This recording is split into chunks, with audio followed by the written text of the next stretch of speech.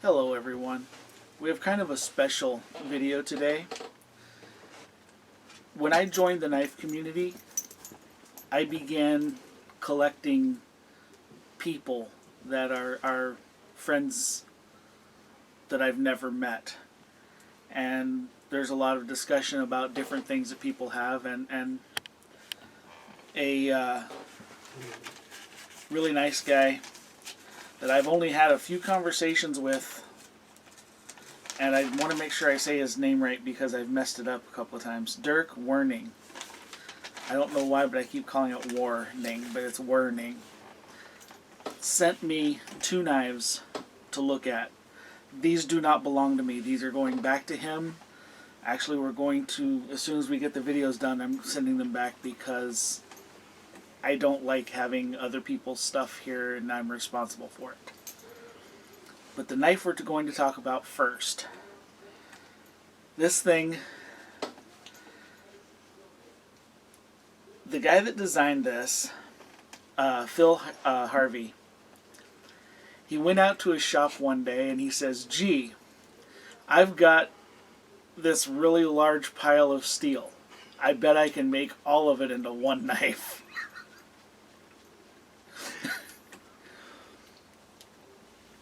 Sometimes you make something because it's a piece of art and it's not really usable per se as what it depicts. And in the week that I've had this, I've come to that conclusion on this one. This is the Phil Harvey Warcrime. And he named it properly.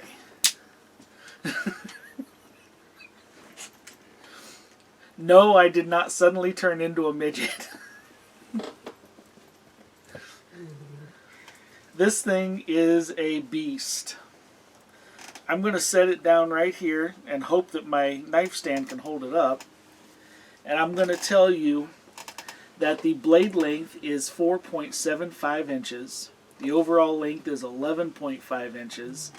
Closed is 6.75 inches. Weight is 19.2 ounces. I don't have a fixed blade that weighs 19.2 ounces that I can reach very quickly. It's a tip-up pocket clip that is not reversible. Actually, I think you have to take the knife apart to get the pocket clip off because the screw is hidden, so it like comes in from the inside under the backspacer.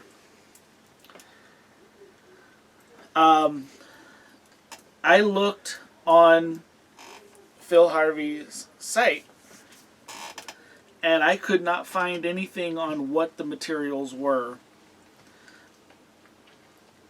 Large. That's steel, and this feels like bronze. There's no possible way that's like any kind of anodized titanium because, well, it weighs 19.2 ounces. But this thing is a beast. And when you look at the blade, I'm going to point it at this way at you. The grind for the actual edge and the grind for the swedge are very similar. It basically has a ridge line down the middle, and then that is a true spear point. If you decided to sharpen that swedge, that would be a mean little dagger, or not so little dagger. But the reason that I say it's more a work of art than a functional blade is one, and this is the first time you've ever heard me say this. With the pocket clip on there, it's actually a little bit too thick to get a good grip on. 2, it's related to a dinosaur. Look at the frickin'... Can you see that, Jack? You want to zoom in on that a little bit? Put it back down in the knife holder for a second. Say hi to Choo Choo, everyone. Let me get Choo Choo out the way.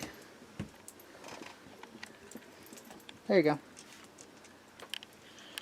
These are not soft, fuzzy comfort bumps. When I first got this, I grabbed onto it like I was going to use it, and I did my squeeze test for hot spots, which I knew those were going to be hot spots, but damn, they really are.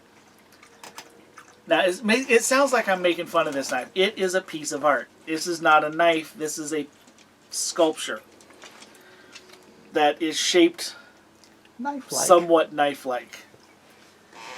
But I have had it now, like I said, for a little over a week. And I have been trying to do some tests with it. When I was looking up the stats for it, I was glad I had already done all the push cuts and stuff like that I planned on doing and ran it across my strop, because this hunk of metal is $1,495.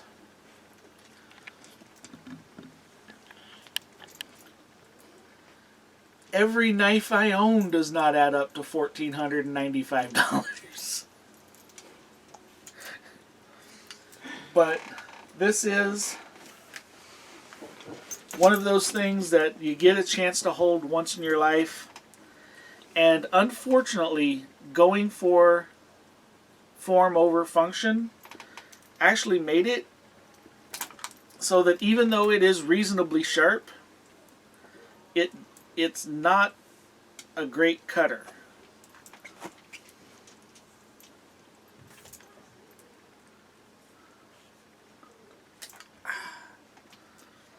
That took 2 pushes to get through, and Jack, you want to hold that cut line up there? While I put a little bit of fire on this so it doesn't fray. Definitely not a clean cut. This is not one of your surgical instruments. And that's from the But I do single want cut. I do want to say that I have had a lot of fun doing, this has not left my house since I got it. There's no way in hell I'm carrying this out in town. But I'm not going to put somebody else's knife at risk, especially one that cost more than my last truck did.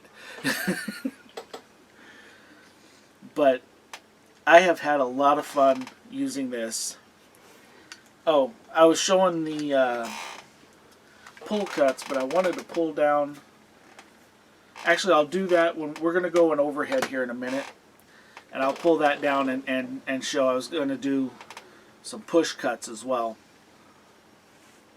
But if you ever get the chance to look at one of these up close, I would do it, because even knowing I have big hands and I'm a big guy and I hold on to this, and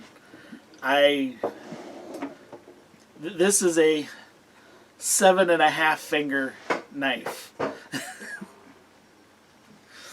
Which is good, because you almost need 2 hands to get it to move. It's freaking just massive. But I have had so much fun playing with testing this the last few days. And I wanted to make sure that I got this video shot so I can get this back to Dirk. Dirk, if you see this, I know my Instagram was hacked like a couple of days after you put this in the mail. I didn't disappear to abscond with your knives. You are getting them back. I just don't have Instagram anymore. And for everyone else, I don't have Instagram anymore. So we're going to reset up and do a little bit of overhead stuff. I'm going to do some comparison with other things and a little bit of push cut on the paracord. And we'll be right back. Never click any weird links online, people. That's not what happened. I'm saying that Yeah, since, but don't- since you got hacked, if your account sends a weird link, Oh, okay. don't click weird links online, people. Okay. Okay. A reasonable thing that you might need to do with a knife is if you've got some cordage and you need to do a slice cut. This is not because the knife is not sharp, although it is not as sharp as it would be if I put it on the sharpener and spent some time with it. It is decently EDC carry sharp.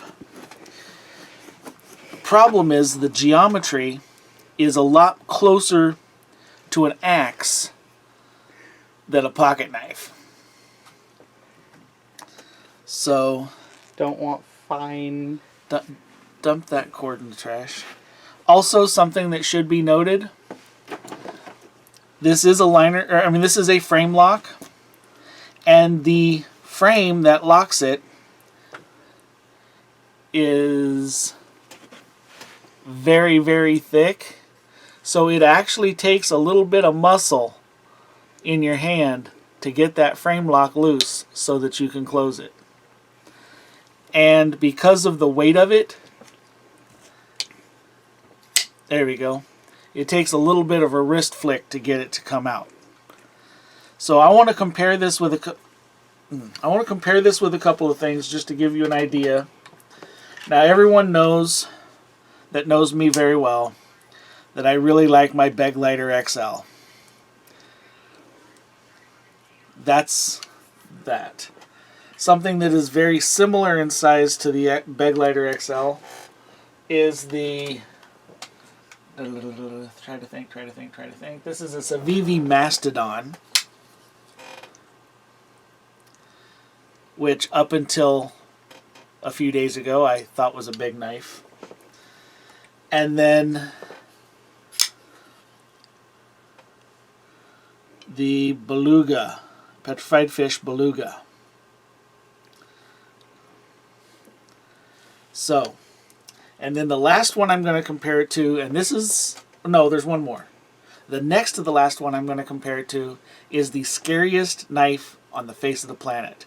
You pull this out, people will tremble in fear, and you will never be attacked.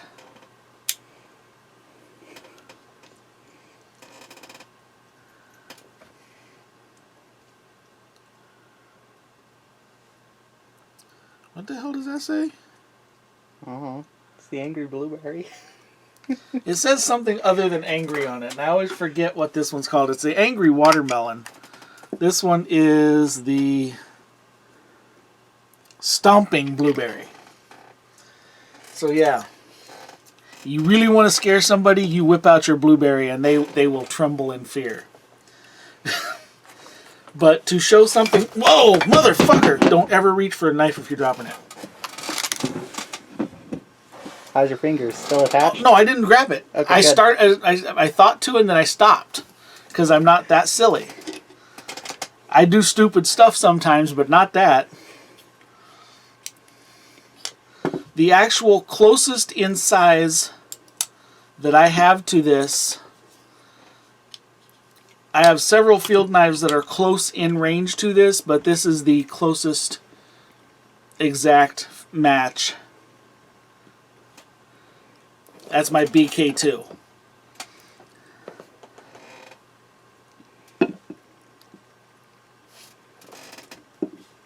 There's a lot of handle left there.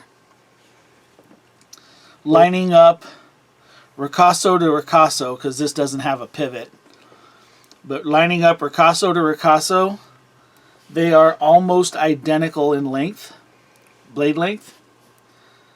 The BK2 is just a hair more, a hair longer, but the Warcrime makes up for that with the rest of its handle scales.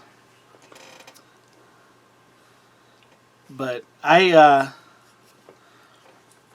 after doing the things that I did with the Warcrime, I did not take it apart, so I made sure not to get anything goopy in it, because I wasn't going to take somebody else's knife apart, especially considering I don't even know what the hell size those are. I mean, the pivot screw is some kind of a weird ass slotted 5-star or 6-point star slotted thing But the body screws on this,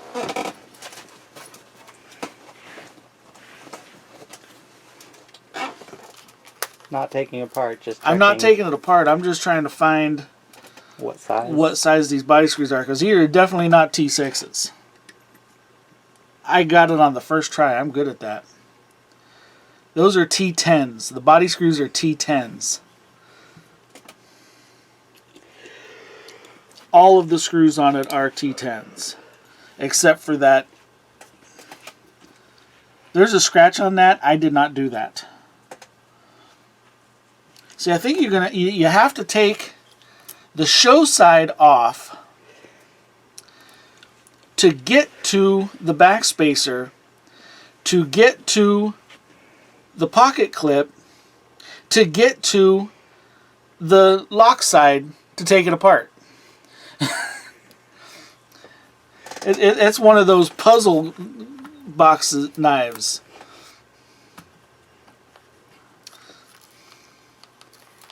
So